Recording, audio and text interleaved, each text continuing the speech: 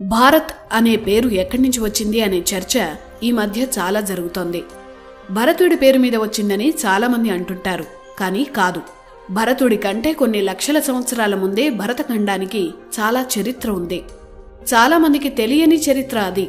అందుకే మన దేశానికి భరత అనే పేరు ఎలా వచ్చిందో సమగ్రంగా చెప్పే స్టోరీ ఇది.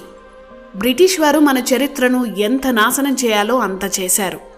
ఇప్పుడు మనం పుస్తకాల్లో చదువుతున్న చరిత్ర అంతా కన్ఫ్యూజనే.